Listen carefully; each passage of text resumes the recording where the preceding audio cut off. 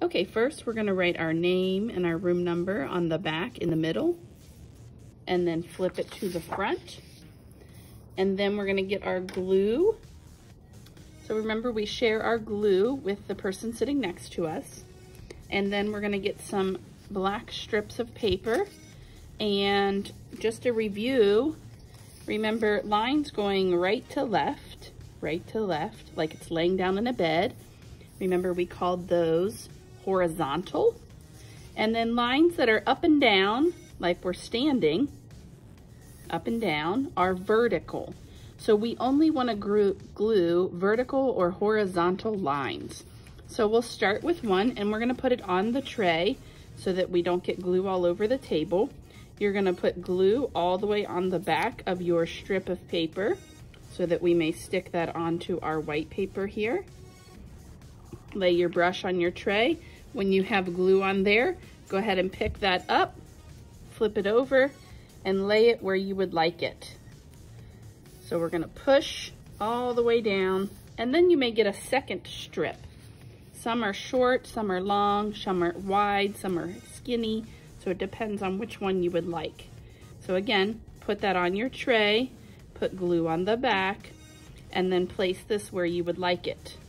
Now, I maybe want this one here, and it can go over top of this other one I did. Again, push and hold so it stays, and then I might do another strip of paper that goes maybe just here. See that? It's okay if it hangs off the edge of the paper. We can always trim those later, okay? So you can see what we're doing is making rectangles, or we can make open squares with the black lines. So just as a reminder, we are not doing any diagonal lines. So remember, diagonal lines look like a slide. So do not do diagonal, no thank you. So you can do horizontal, or you may do vertical. Horizontal or vertical, and you're making rectangles left in the white space.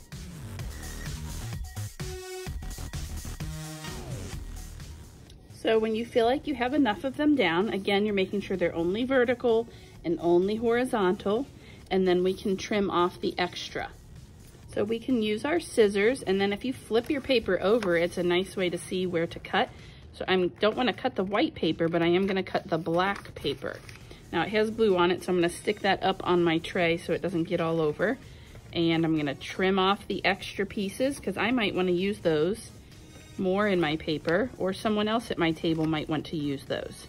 So trim off the extra, put those on the tray in case someone else would like to use those, or maybe you do.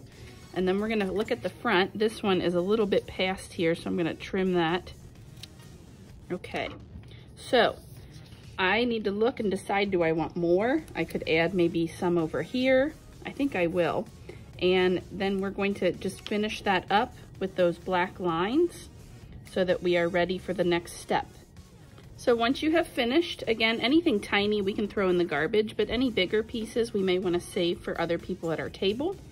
And then we'll save your paintbrush on your tray, and then we're going to get out our crayons. And if you remember, Pete Mondrian's favorite colors are the primary colors. So our red, yellow, and blue. You're going to choose one to go with and start coloring inside one of the rectangles that you have created, or if you have squares, you can color those. So you're going to take your time and color all the way up to that black paper line that you glued down, and we're going to fill up those around the space. You are able to leave a couple of them white, but the rest we are coloring with the primary colors. As you color, you do want to push hard so that the color shows up nice and bright, and you want to go all the way up to that black paper that you glued down. So take your time. You want to move the colors around. So you can see I put red in 3 places, and then I went to my second color. That helps us have a balanced artwork. Okay, so you can see I have colored almost all of my rectangles. You can leave up to 2 of them white if you want to. And then when we're done, we'll put this on the drying rack so that it can finish drying.